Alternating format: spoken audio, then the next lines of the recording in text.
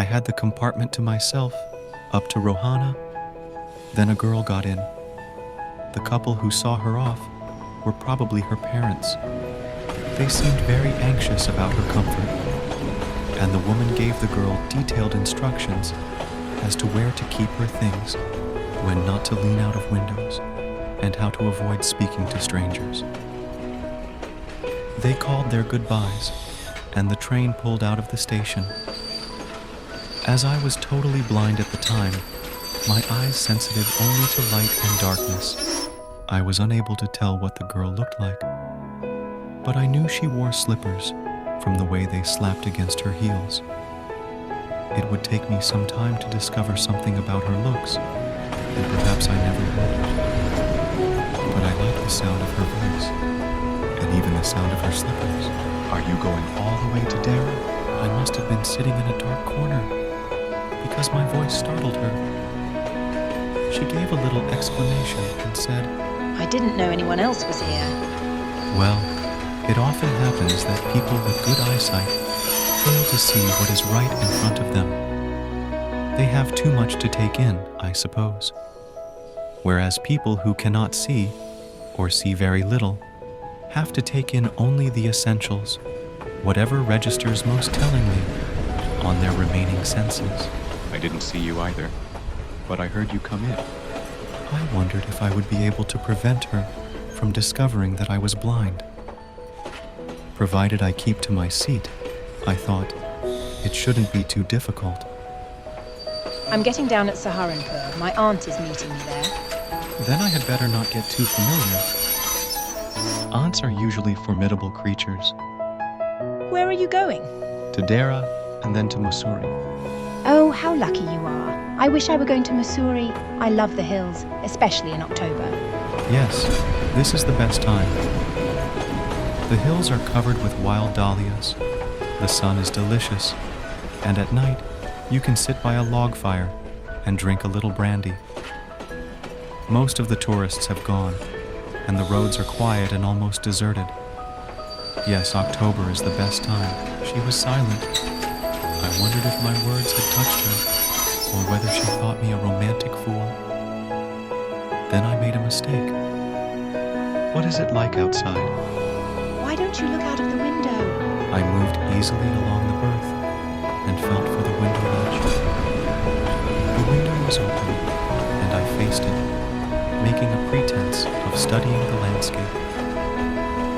I heard the panting of the engine, the rumble of the wheels, and in my mind's eye, I could see telegraph posts flashing by. "Have you noticed that the trees seem to be moving while we seem to be standing still?" That always happens. Do you see any animals?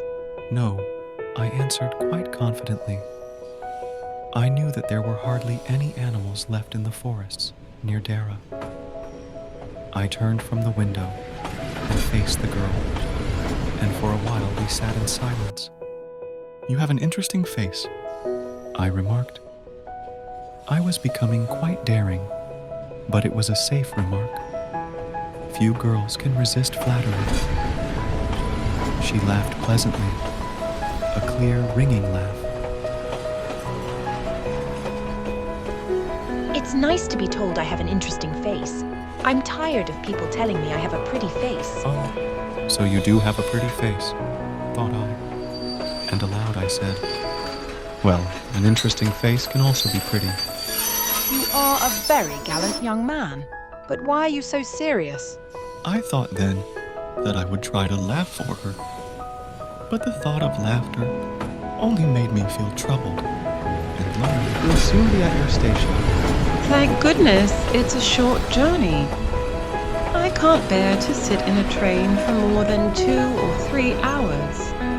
Yet I was prepared to sit there for almost any length of time, just to listen to her talking. Her voice had the sparkle of a mountain stream. As soon as she left the train, she would forget our brief encounter, but it would stay with me for the rest of the journey and for some time after.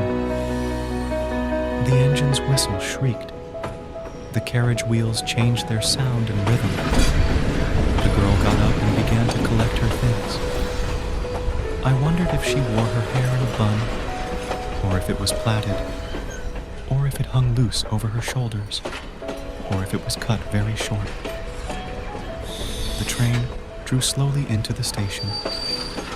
Outside, there was the shouting of porters and vendors, and a high-pitched female voice near the carriage door, which must have belonged to the girl's aunt. Goodbye.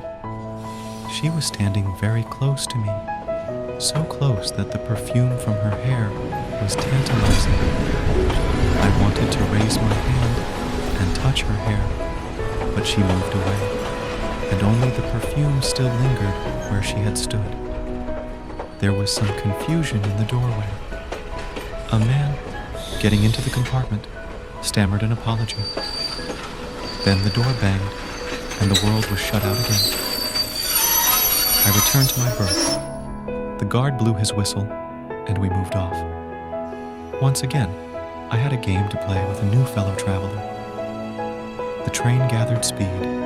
The wheels took up their song. The carriage groaned and shook. I found the window and sat in front of it, staring into the daylight that was darkness for me. So many things were happening outside the window. It could be a fascinating game, guessing what went on out there. The man who had entered the compartment broke into my reverie. You must be disappointed. I'm not nearly as attractive a traveling companion as the one who just left. She was an interesting girl. Can you tell me, did she keep her hair long or short? I don't remember. It was her eyes I noticed, not her hair. She had beautiful eyes, but they were of no use to her. She was completely blind. Didn't you notice?